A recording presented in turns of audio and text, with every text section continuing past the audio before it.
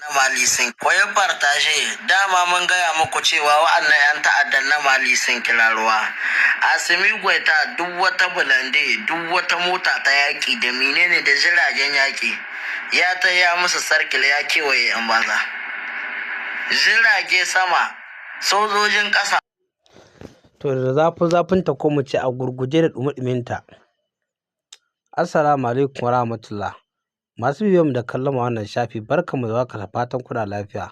Idan ba mu manta ba, jiya nan muka kawo muku update akan cewa an kai mummunan hari wato a ƙasashen nan guda biyu, Nijar da Mali, inda abin da ya faru a Mali shine ma mafi muni, inda a Nijar dai an rasa sojawa mutum 16, su kuma Allah ya ba su nasara wato sun hallaka wato 'yan ta'adda mutum ina ga 11 ne ko 15 ne, na ɗan manta lissafin da yake ba a kan shi yanzu na zo ba.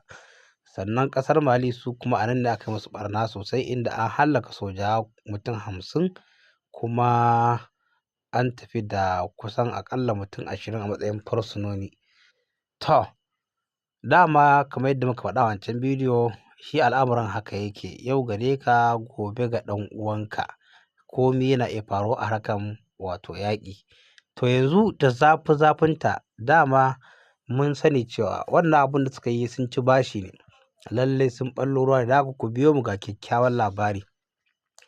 Sai dai kafin mu sake muku labarin, ga waɗanda ba su san menene abin da ya faru ba, za mu kawo muku rahoton ɗaya daga cikin 'yan gwagwarmaya a nan Najeriya, wanda yake mai fashin baƙi akan harkokin abin da ya shafi siyasar duniya da abin da ya shafi tsaro, kuma yana tattaunawa da bincike akan dukkanin wannan duniya duka, tun daga kan gabas ta tsakiya musamman nan da kuma nan Afirka, musamman ma yankin Sahel ɗin duka yana leƙawa ya fashin baƙi, inda za ku samu cikakken rahoto abin da yake faruwa, wanda na san da yawa akwai abubuwan da ba ku ji ba, kana daga nan kuma sai ku ji irin nasarar yanzu da ake tunkara bayan faruwan abin.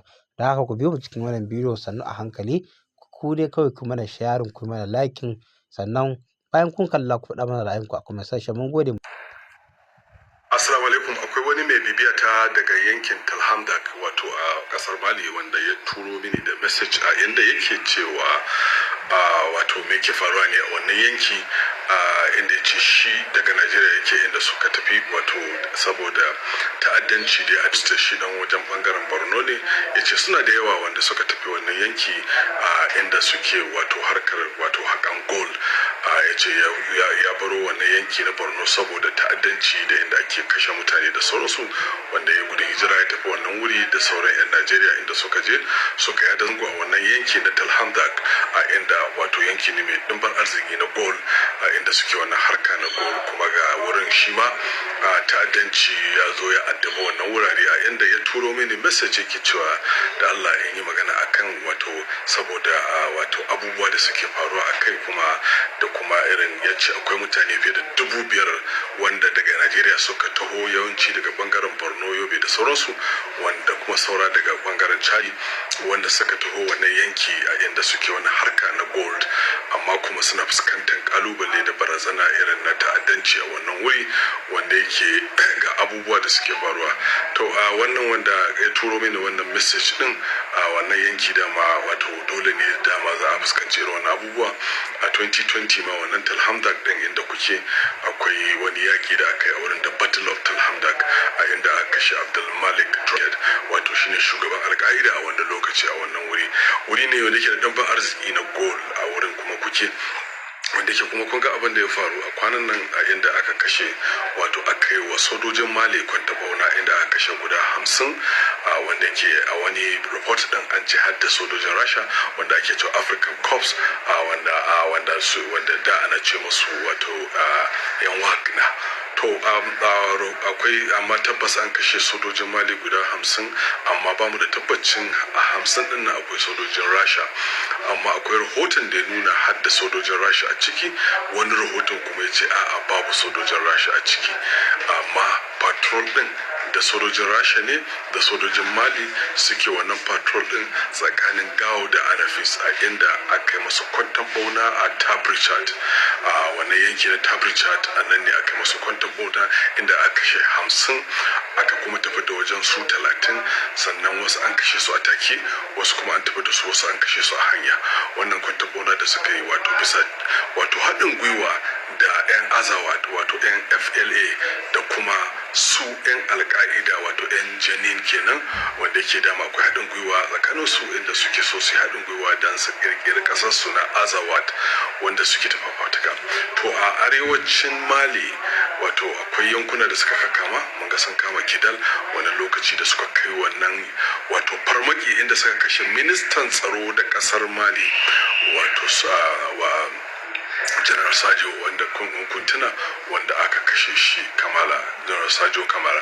To wannan wuri ya zama ya yi shura a wannan abu kuma yanzu wuri da suke so su kama yan wato ina so ku sani wato wannan wuri dole ku yi takazantsan kuma dole ku haɗa kanku. Suna so su kama Anafis, idan suka kama Anafis shikenan wato arewacin Mali sun gama da ita wanda ke already sun kama fiye da kaso 80 na Gao, sannan suna so su kama Anafis wanda ke a daidai wani lokaci sojojin Mali suke ta kokarin su ga sun kauda su daga Kidal, sun kauda su daga Gao, sun kuma hana su mamayar Anafis. So inda aka yi musu kwantan bauna a nan gurin Tabrichat. To kai da kayo min wannan message din kuna bangaren Talhamdak shi ma wuri ne da shura kamar da ce ko akwai da Battle of Talhamdak a 2020 inda aka kashe Abdul Malik wato shugaban alkaida a wannan yanki din. To wuri ne mai hadari amma kuma kaga kun gudu wajen hadari a nan Najeriya, Borno kun karu shiga waje mai hadari saboda yadda Afirka ta koma yadda ake kisan gilla ga talauci ga kashe-kashe ga ta'addanci sai ka rasa inda za ka yi ka gudu don ka je ka tsira da kanka inda ka je sai ka kara fada cikin wani wuri. Wallahi da kayo min wannan message na tausaya, wallahi abun ban ji daɗi ba shi sa ka na karewa maka ban yi bidiyo ba dan ka nemi in yi bidiyo a kai dan faɗakar da mutane kuma an jawo hankalin mutane ku samu haɗin kai a wannan wuri. Wallahi da ban samu ka ga na maka message na ce ya kuke ina ta bibiya in ji ya kuke kafin wannan bidiyo saboda akwai bidiyo daban-daban wanda na yi inda ke zan yi a wannan lokaci. Shi ne samu lokaci ne wannan bidiyo don wanda ke ina kira gare ku da kuke wannan yankin Talhamdak da yankin Tabrichat da wannan yankin Anafis din, to ya kamata ku yi hankali wannan yanki din wuri ne wanda lalle su yan azawad da yan tuware azawad da kuma su wannan yan jani din wuri wanda suke so su mamaye shi gaba daya. Wuri ne wanda yake yana da muhimmanci kuma sa so su mamaye wurin da sauransu. To dole ne ku bude ido kuma ku sa kunni sannan kuma ku samu kungiyoyinku ku haɗa kai kuma ku samu lambobin juna ku rika saurare inda yake ku ci gaba da harkokinku. Yanzu dai abubuwa sun zama normal, sojojin Mali suna bakin iya kokarin su dan su tabbatar da an samu wato sun control wato sun wato wannan wurin back. To amma abin is not easy wanda ke mun ga inda suka kama sojoji inda suke faredin sojoji da sauransu. To dole ku kafa kungiyoyinku inda za ku daga tafiya tare, ku rika tafiya cikin kungiya, ku rika mu'amala, kuna sending messages, kada ku kasance kun rarrabu wanda ke wani abu ya zo ya faru ba ma fata. Muna kuma muku fatan alheri kuma muna fatan Allah ya kare ku, Allah ya kare ku kuma Allah ya kawo saukin wannan abu, Allah ya tabbatar da alheri. Kun gudu kun bar Najeriya kun bar ta'addanci kun je kun iske wani ta'addanci haka Afirka ta koma. It's unfortunate wanda ke wannan abu wannan kalubale ne ga shugabannin Afirka wanda ke su sai kamata su tayi su haɗa kai. Gashi ana ta rarrabuwa a bangaren Burkina Faso, a Mali, Turkey sun balle sun kafa AES na ECOWAS gata nan wanda ke ya kamata a haɗe ya kasance a dada wannan border patrol ɗin, ya kasance a dada wannan haɗin kan, ya kasance babu zancen wani AES ko ECOWAS da sauransu. Yanzu a haɗa kai a tafafe lokacin da Nijar da Najeriya ake border patrol ya dakile wannan abu, lokacin da AES da su waye duk ana haɗe da abu ne. So ya kamata wannan kalubale ne ga wato shugabannin Afirka a haɗa kai don a maganin wannan ta'addanci saboda Afirka ya koma dumping ground. Na yi bidiyo da yawa ana so a mai da Afirka wajen dumping ground da terror activities already kuma haka ne an fatattake su a can wani saurari yansu sun kaka gida Afirka. Allah kiyaye. Jama'a assalamu alaikum. Idan muka karkata a a ECOWAS za mu ji inda shugaban kasar Senegal mai suna Basiru ya karɓi ragamar jagorancin kungiyar ECOWAS a halin yanzu, shine shugaban ECOWAS a halin yanzu. A jamhuriyar Niger kuma in muka karkata a yankin Niger da kuma Algeria da kuma musulunci Najeriya, an samar da fara aiki wanda za a yi na haƙar gas tun daga Nigeria ya shigo Niger ya wuce Alger ya wuce tarayyar Turai domin haɓaka kasuwanci tsakanin waɗannan ƙasashen uku. Daga cikin ƙasashen da za su fara alfahari a nan take an fara aiki da cikawa a halin yanzu, kuma waɗannan hukumomi za su ci gaba da sa ido kan wannan aiki har sai an kawo ƙarshen wannan aiki. Menene ra'ayinku dangane da wannan aiki? Spain mai riƙe da kofin duniya a halin yanzu sun isa birnin Madrid a yanzu. Spaniya ita ce ƙasa ta farko da ke rike da kofin duniya na maza da kuma kofin duniya na mata da kuma kofin nahiyar Turai a lokaci ɗaya, da Euro da kuma kofin duniya na mata. Sun samu kyakkyawan tarbe daga birnin a halin yanzu, kuma al'umma da dama sun tarbe su. Lamine Ibn Messi Albarcelona jagoran FC Barcelona kuma jagora ne a tawagar Spain. Menene ra'ayinku? Kwaye partage dama mun gaya muku cewa wa'annan 'yan ta'addan na Mali sun kira ruwa. Asimi Goita duk wata bulande, duk wata mota ta yaƙi da menene da jiragen yaƙi ya ta ya musu sarkil ya kewaye 'yan banza. Jirage sama, sojojin ƙasa, tankokin yaƙi, bulande, station, babu kalan motocin da babu. Dama ni na gaya muku ruwa ne suka riga suka taro ma kansa, kuma ba su da mai tare musu shi sai Allah. Na rantsi da Allah ya kwanan nan ku jirayen rashe daga ku an ce an kashe 1000 guda sai 3000 insha Allah. Wannan hitar da ta sojojin Mali da suka yi ta sun riga sun yi alkawali ne, sun rance kuma sai sun ɗauki hansa abin da aka yi ma 'yan uwansu sojoji. Sun ɗauki alkawali na. Soja sai fa 'yan nan fartiki mulkin soja ba ɗaya ba da na farar hula. Na rantsa da Allah soja ba kam aka ce cin tuwon kishi haramce ne. In kin tuka sai kin maida shi, kuma kun tuka dole ku maida shi. Dabbobin banza da wuji farta je lajira. Cani tun da yake bai taba hawan jirgi ba ya tai ziyarar da ba za ta amfana Nijar ba. Na rantsa da Allah bai ta ya bata kudin Nijar domin ya tai abin da ba zai amfana Nijar ba ya tai shi. No, abin da bai yiwa ne. Yanzu an ga motocin da suka shigo daga Alje suka zo jiha Agadas, za a wannan aikin a Agadas. Ta dalilin ziyarar Cani ne.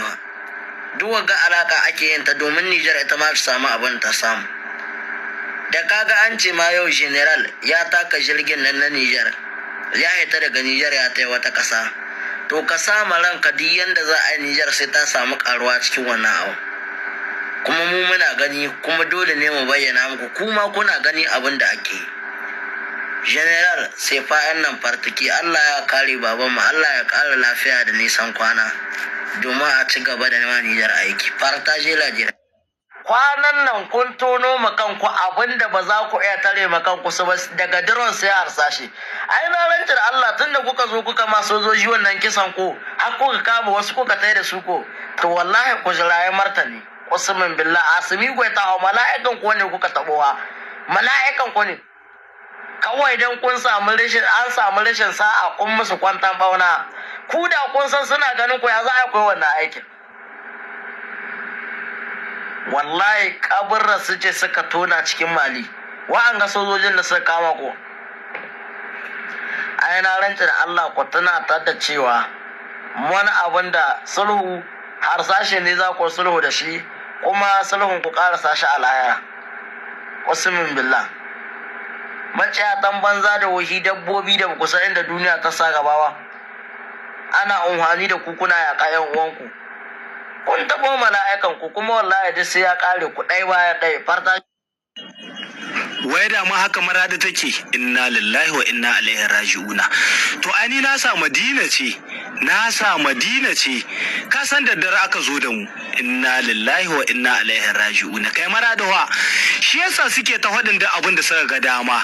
Yawan gani ina garin gaya za a yi in tai wani gari, in tai neman mi, ina nan ko yanzu da na zo ban barin garin ga sai dai a dauki gawata, ina nan cikin garin.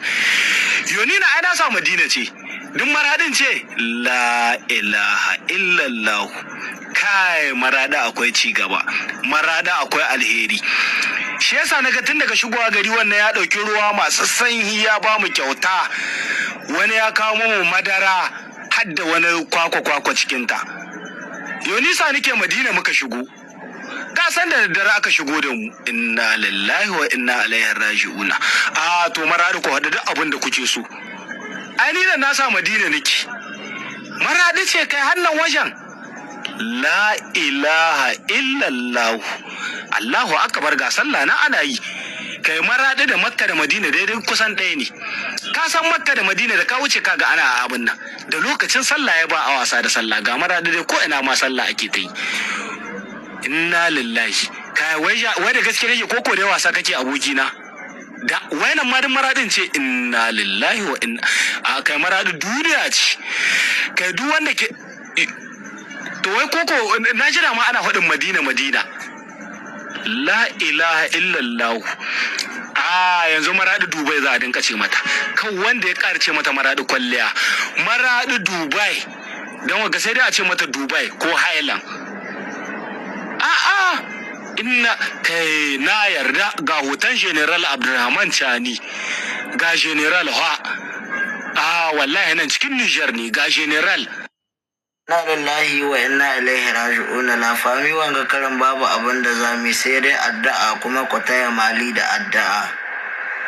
Yan tawaye, yan ta'adda dai zan kasancewa sun masu sojojin Mali sun hita daga Bamako ne ko za su taya Gawo, suka musu kwantan bauna, suka bude musu wuta, suka kama na kamawa, suka kashe na kashewa. Sojin Mali 50 aka kashe. Sun kama sojojin Mali, wasu sojojin sun yi garkuwa da su. Sojojin suna da wakilai su kai 30 ko 40. Wanga kari rahoto ba mai daɗi ba ne lafari. Nijar ma haka shekarar jiya an kashe mana soji 16. Wallahi shugabanninmu sai kun tashi tsaye domin wanga abu. La ilaha illallah. Ya rabbi Allah ka dora maka makiya. Duk kullun so ake a ga bayan mu, kuma insha Allah sai mun juya ku hango bayan mu. Dai ba dai ku ga bayan mu ba, sai dai mu ga bayan ku.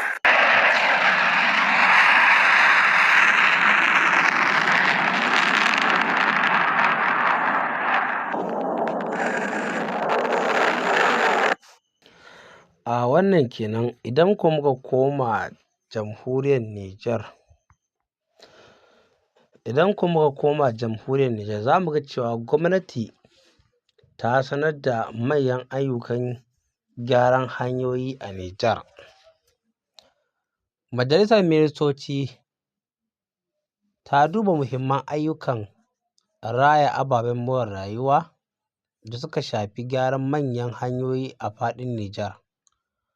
A zaman da ta gudanar ranar Alhamis 16 ga watan Yuli shekara ta 2026, daga cikin manyan ayyukan akwai gyaran hanyar Maraɗi zuwa Zindar mai tsawon kilomita 232.89, da kuma aikin sa ido kan gyara da shimfiɗa kwalta a babbar hanya ta ƙasa mai lamba 1 ta gabas. Haka kuma an gabatar da aikin shimfiɗa kwalta a hanyar Hamdara wacce da dai sauransu ga nan, da kuma gyara hanyar shiga sabon makabarta musulmi da ke hanyar Ulam. Ma'aikatar ayyuka da ababen more rayuwa ta bayyana cewa waɗannan ayyuka na daga cikin shirye-shiryen gwamnati na ƙarfafa haɗin kan yankuna, sauƙaƙe zirga-zirga da kuma rage matsalar rashin hanyoyin sufuri. Har ila yau idan muka dawo akan maganan sabon fasfot wanda ya gabata kwanaki kaɗan da suka wuce, za mu ga cewa shugaba Janar Abdulrahman Chani ya yi rijistar sabon fasfo waton zamani na AES wanda ke ɗauke da sabbin fasahohin tsaro. An tsara nau'in fasfo guda 5 kuma ana sa ran tsarin zai inganta tantance 'yan ƙasa, ƙarfafa tsaro da sauƙaƙa zirga-zirga tsakanin ƙasashen AES da sauran ƙasashen duniya.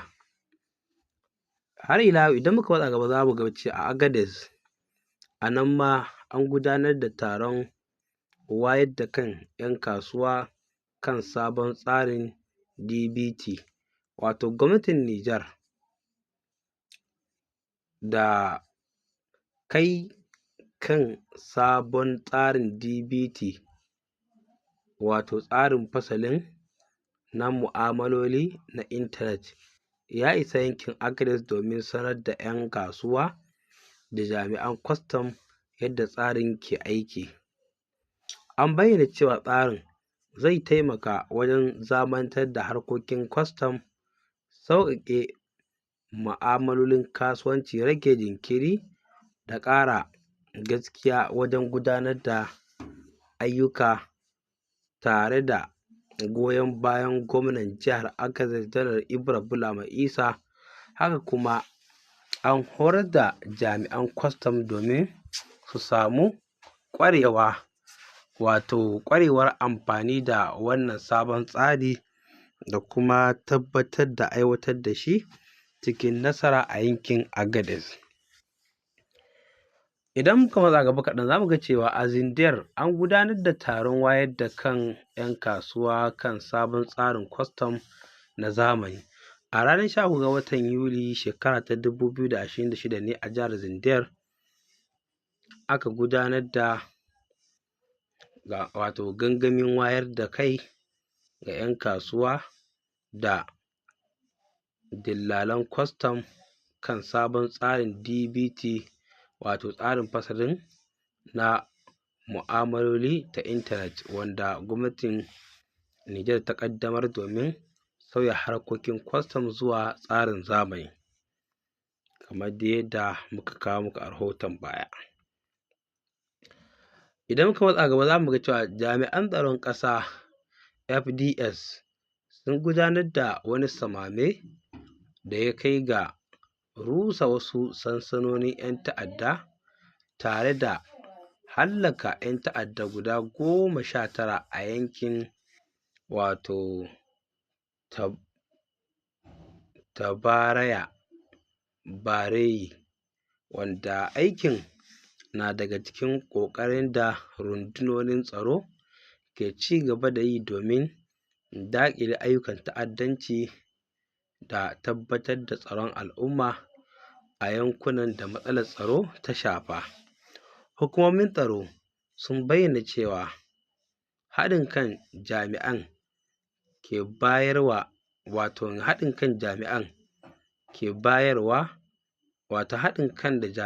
bayarwa ya taimaka wajen raunana ayyukan ƙungiyoyin masu tada hankali da kuma kare lafiyar jama'a da dukiyoyinsu a faɗin ƙasar. Da magaram ina kwana, assalamu alaikum Zindar Base ke muku barka da safiya. Shin daga ina kuke bibiyar wannan shafin mu? Muna alfahari da kuma biyan mu, muna muku fatan alkhairi a duk inda kuke. Wato wannan jaridar Zindar Base ne ta wallafa wannan a shafin ta kamar yadda muka ciro. Idan kuma muka matsa gaba kaɗan za mu ga cewa inna lillahi wa inna ilaihi raji'un. Nijar ana alhinin rasuwar Laftanar Zubairu, wato Laftanar Zubairu Abdu Hassan, wanda ya rasa ransa a wani harin ta'addanci da aka kai a Tera, yayin da yake bakin aikinsa na kare ƙasa. Muna ci gaba da yi masa addu'ar Allah ya gafarta masa, ya karɓi shahadarsa tare da baiwa iyalansa da al'ummar Nijar haƙurin jure wannan babban rashi. Idan kuma muka matsa gaba za mu ga cewa gwamnatin Nijar ta ɗauki sabbin matakai don daidaita rabon man fetur. Gwamnatin Nijar ta sanar da ɗaukar sabbin matakan sa ido da kulawa domin tabbatar da wadataccen man fetur a faɗin ƙasar bayan taron da ministan man fetur Hamadu Tini da ministan kasuwanci Abdulaye Sa'idu suka yi da masu gidajen mai wato a wakilan ƙungiyoyinsu. Taron ya mayar da hankali ne kan hanyoyin magance matsalolin samar da man fetur tare da tabbatar da cewa an rabonsa cikin gaskiya ga al'umma. Sabon tsarin ya ɗora wa ma'aikatar fetur alhakin jagorantar sa ido kan samarwa da rabon man tare da haɗin gwiwar kamfanin Sonadep, wanda zai riƙa kula da isar da mai zuwa yankuna bisa buƙatunsu. Haka kuma gwamnoni za su riƙa tattara buƙatun jihohinsu tare da kula da girka na'urorin kyamarar tsaro a gidajen mai, yayin da ma'aikatar kasuwanci za ta tsaurara matakan yaƙi da ɓoye mai, tashin farashi ba bisa ƙa'ida ba da kuma ƙin sayar da mai ga jama'a. Hukumar kula da makamashi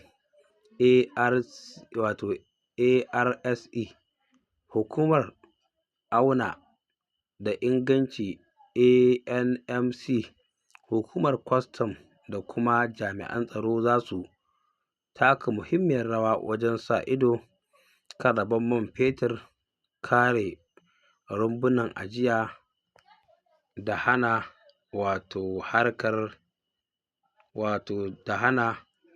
karkatar da mai.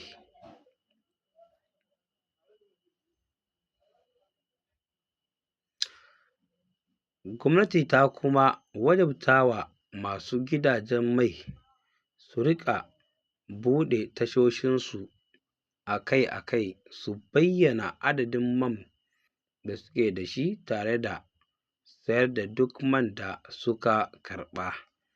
Ministoci sun yi gargaɗin cewa duk wanda aka samu da laifin ɓoye mai, yin tsada ko karkatar da kayayyakin man fetur zai fuskanci hukunci bisa tanadin dokokin ƙasa, tare da yin kira ga kowa da ya ba da hankali kai domin tabbatar da wadataccen man fetur ga al'umma. Idan muka ƙara matsawa gaba kaɗan za mu ga cewa shugaba Chani ya yaba da nasarorin 'yan kasuwan Nijar, ya karɓi rahoton gyaran dokokin kokawar gargajiya. Shugaban jamhuriyar Nijar Janar Abdurrahman Chani ya karɓi baƙuncin tawagogi biyu a fadar shugaban ƙasa, inda ya jaddada muhimmancin bunƙasa harkokin wasanni da kuma kare al'adun gargajiya. A ganawa ta farko, ministan matasa da wasanni Sidi Mohammed Almahdu tare da shugabannin kwamitin Olamfik da wasanni na Nijar (COSNI), 'yan wasa da masu horaswa sun gabatar da wa shugaban ƙasa da lambobin yabo guda 41 da 'yan wasan Nijar suka samu a gasa daban-daban na ƙasa da ƙasa a fannoni 10. Tawagar ta bayyana cewa wannan nasara ta ɗaukaka sunan Nijar a idon duniya. A ganawa ta biyu kuwa shugaban ƙasar ya karɓi kwamitin da ya sake nazarin dokokin kokawar gargajiya wanda ya gabatar da sakamakon aikin watanni 3 da ya yi bayan gasar kokawar gargajiya ta ƙasa ta shekara ta 2025. Rahoton ya nuna cewa an yi gyare-gyare ga wasu tanade-tanaden dokoki domin kawar da saɓani da daidaita tsarin gudanar da gasar da kuma ƙara ɗaukaka kokawar gargajiya a matsayin wasa na ƙasa tare da kiyaye al'adu da martabarta. A ƙarshe, tarukan shugaba Tani ya ba da umarni da shawarwari da nufin ƙara tallafawa 'yan wasa, bunƙasa wasanni da kuma inganta tsarin kokawar gargajiya a Nijar.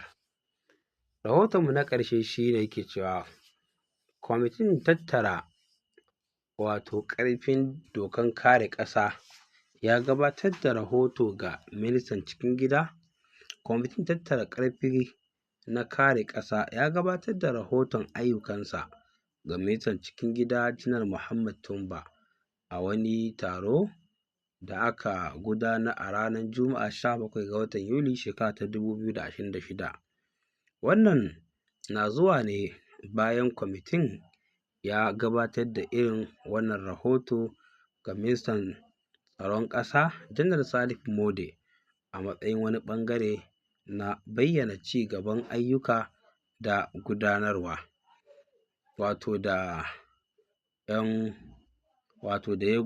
da ya gudanar. A cewar kwamitin, takardu da tsare-tsaren da aka samar za su zama ginshiƙin aiwatar da shirin tattara ƙarfi na kare ƙasa. Idan shugaban jamhuriyar Nijar kuma babban kwamandan rundunar tsaro Janar Abdurrahman Tani ya ba da umarnin fara aiwatar da shi. Rahoton ya nuna cewa kwamitin ya kammala muhimman shirye-shirye da za su taimaka wajen aiwatar da wannan tsari cikin inganci a matsayin wani ɓangare na manufofin ƙarfafa tsaro wanda ya shafi ƙasa ta Nijar. Da wannan rahoto muke yi muku sallama. Kada a manta da yi mana sharing, a mana liking, kuma ku faɗa mana ra'ayinku a comment section. Mun gode. Assalamu alaikum warahmatullah.